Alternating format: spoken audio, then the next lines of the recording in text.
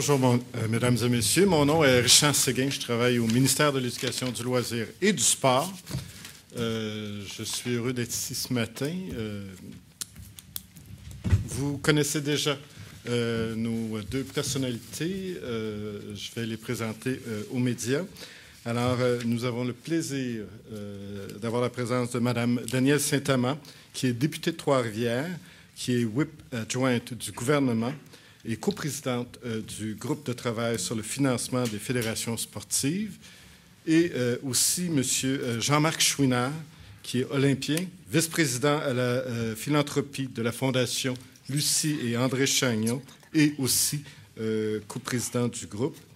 Alors, écoutez, sans plus attendre, je vais demander à Mme Saint-Amand de vous adresser quelques mots.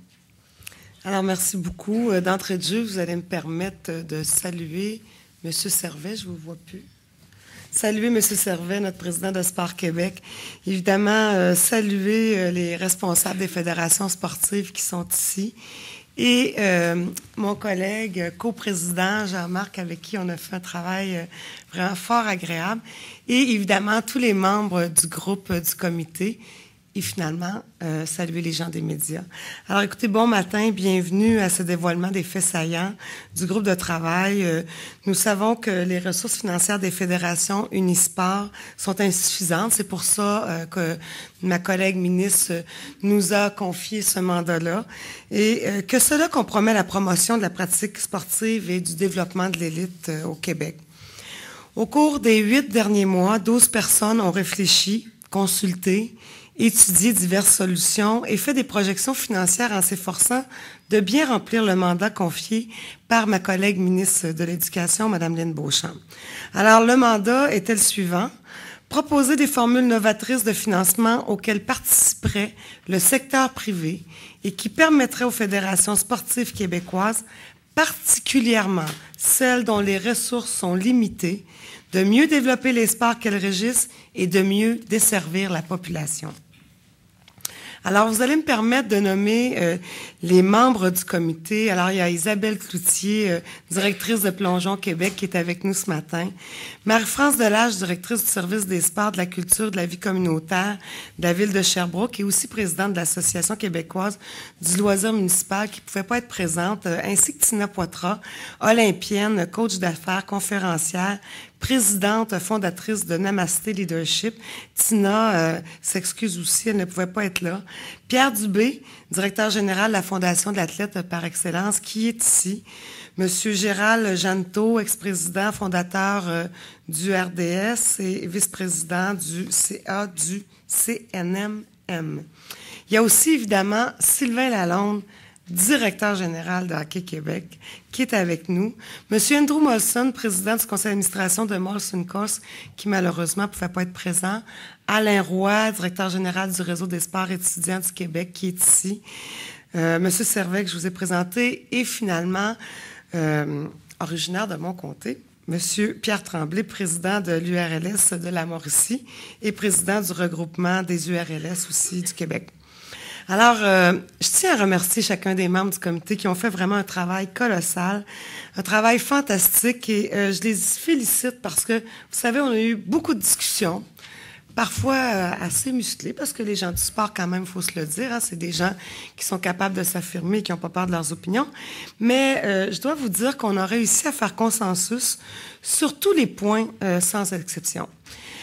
Vous me permettrez aussi de souligner, parce que je crois qu'il est partie intégrante de notre comité, souligner le travail exceptionnel de M. Guy Thibault, qui est au ministère, qui nous a accompagnés dans nos démarches jusqu'à très tard hier soir et très tôt ce matin, qui a fait aussi un travail colossal qui nous permet de venir vous livrer un si beau rapport ce matin. Je pense que Guy, on doit une fière chandelle. Merci beaucoup. Donc, la mesure qu'on vous propose, que l'on a proposée aujourd'hui, est de créer un programme d'appariement du financement privé des fédérations Unisport semblable à celui de mécénat Placement Culture. Alors maintenant, j'invite mon collègue Jean-Marc Chouinard à vous présenter les faits saillants de cette mesure que nous proposons. Alors, bonjour à tous. Alors, très content, très fier de pouvoir venir vous parler de cette mesure que nous croyons être une bouffée d'air frais qui entraînera un nouveau dynamisme et pas mal de fierté dans le domaine des organisations et des fédérations sportives. Alors, il s'agit d'une mesure qui est réservée uniquement au financement du fonctionnement des 66 fédérations Unisport. Comme vient de le dire Daniel, évidemment, nous avons été inspirés, sans être identiques, elle est semblable à ce qui a été développé dans le domaine de la culture et qui a quand même eu un succès quand même assez éprouvé. Aujourd'hui, on parle d'un total de 56 millions sur les 6 dernières années qui ont pu être recueillis en dons et subventions d'appariement dans ce domaine. Donc, évidemment, cette mesure particulière développée dans le milieu de la culture nous était attrayante, par ses résultats, comme je viens de le mentionner, mais évidemment aussi sur sa capacité à consolider rapidement des enjeux de financement à court terme. Vous allez voir tout à l'heure, il y a des fédérations qui sont quand même dans un état de précarité de leur financement important, donc il faut voir avoir des solutions concrètes, rapides. Mais également avoir une perspective d'avenir dans le financement, donc se doter également d'une vision à long terme qui permet de consolider le financement des organisations, donc par des mécanismes de dotation.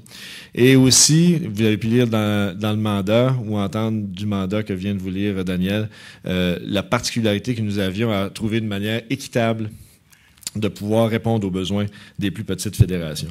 Donc, pour toutes ces raisons, Placement Culture avait déjà tracé la voie. Nous empruntons ces principes, mais les ajustons à la réalité des fédérations sportives.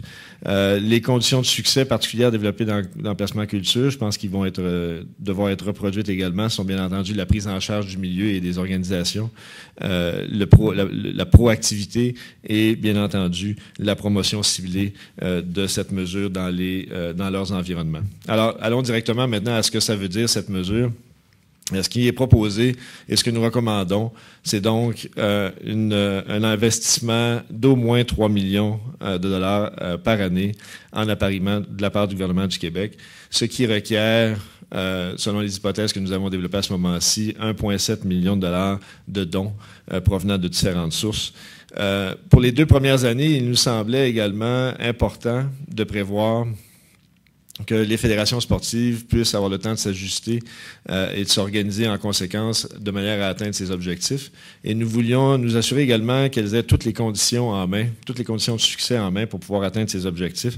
Donc, nous avons prévu dans les 2 premières années des modulations de cela qui n'existaient pas dans Placement Culture, qui nous permettent de faire en sorte que, dans un premier temps, le soutien gouvernemental va permettre de pouvoir soutenir les démarches d'organisation vers la collecte de fonds, en même temps que l'appariement dans la première année de manière égale. Et pour la deuxième année, donc, le soutien aux démarches à 25 % et l'appariement à 75 % Bien entendu, si les objectifs sont dépassés, nous aurons un beau problème et on verra à trouver des solutions pour y répondre.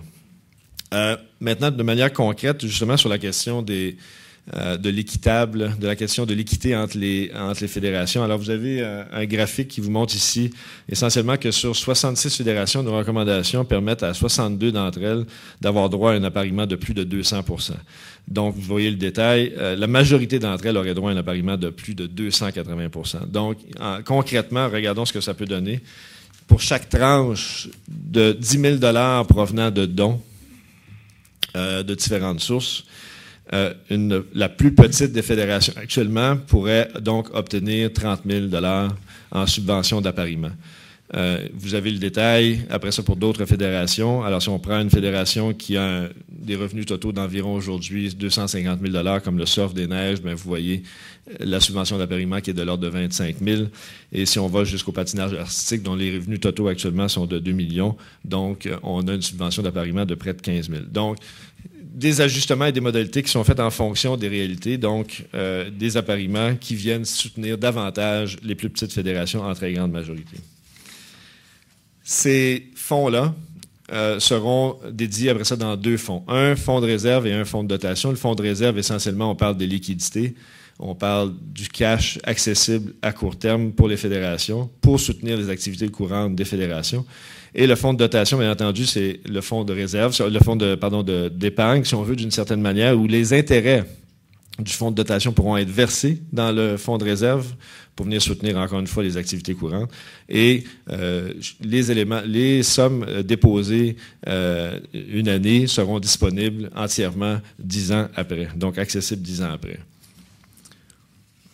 vous voyez, encore une fois, dans le souci de voir à ce que, encore une fois, on puisse mieux répondre aux besoins des plus petites organisations. Nous avons également mis des seuils minimum ou maximum à être investis dans le fonds de dotation et le fonds de réserve. Les petites fédérations qui ont davantage besoin de liquidité à court terme, de manière à ne pas pénaliser, on met un minimum donc à être versé dans le fonds de dotation qui est de 10 % alors qu'une plus grande fédération, on parle donc de 30 %.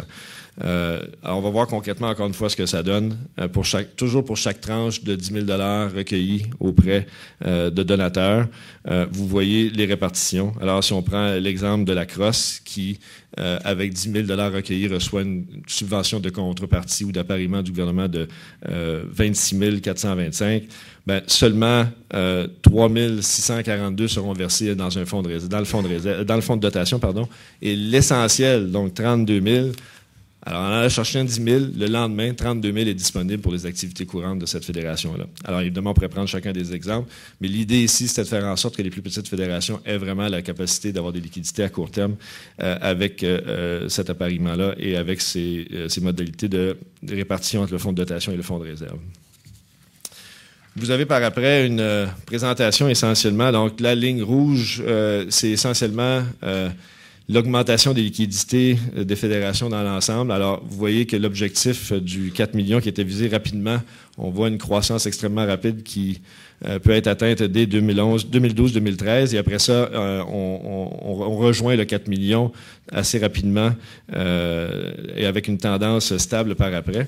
La ligne verte, c'est l'addition de la subvention d'appariement basée sur 3 millions. Plus le programme de soutien aux fédérations sportives existant, qui en dollars constants, bien entendu, se réduit au cours des années.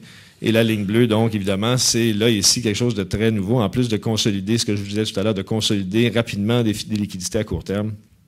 Pour les fédérations, c'est également la ligne bleue, l'avenir qui est représenté par cette ligne-là. Donc, au cours des 2020-2022, on parle de plus de 10 millions qui seraient recueillis dans ce fonds de dotation au bénéfice des fédérations et au bénéfice de leur financement à long terme. Alors, écoutez, en conclusion, le groupe de travail propose de créer un programme d'appariement du financement privé des fédérations Unisport, semblable à Mécénat Placement Culture, ce qui permettrait de solidifier la situation financière à moyen et à long terme des fédérations Unisport. On parle d'un investissement gouvernemental supplémentaire d'au moins 3 millions de $ par année. On parle d'un programme modulé pour répondre rapidement aux obligations pressantes et pour avantager les fédérations qui en ont le plus besoin. On parle d'un effet de levier de l'investissement de l'État qui vient compléter l'effort du milieu. On parle de liquidités qui atteindront environ 4 millions de $ dans un court laps de temps et un fonds de dotation en croissance constante. Finalement, on parle d'un sérieux coup de pouce au système sportif québécois qui, en bout de piste, sera encore plus apte à réaliser sa mission, à développer les sports, à répondre plus efficacement aux besoins de l'élite sportive et de la population en général aussi. Vous comprenez que les recommandations du groupe de travail ne recevront l'aval du gouvernement que dans la mesure où on adhérera tout le monde à cette philosophie-là. Évidemment, cette philosophie, elle est entrepreneuriale, novatrice et éprouvée. En l'occurrence, c'est une formule d'appariement gouvernemental au financement privé. Finalement, vous serez certes d'avis que le programme d'appariement de financement privé des fédérations Unisport que le groupe de travail vous propose est la mesure la plus appropriée pour remédier aux problèmes de manque de liquidité des fédérations Unisport québécoises. Alors maintenant, Jean-Marc et moi sommes disponibles. Vous allez comprendre que l'objectif de la rencontre de ce matin, c'est vraiment le dépôt du rapport à la ministre, qui, elle, le déposera à notre collègue, le ministre des Finances, pour lequel nous espérons vraiment une réception positive. Donc, à partir de maintenant, évidemment, Jean-Marc et moi serons disponibles pour des questions médias. Ça allait me permettre de remercier les membres du groupe de travail, au nom de Jean-Marc, à mon nom personnel, et de vous remercier tout le monde de votre présence ce matin. Merci. Merci.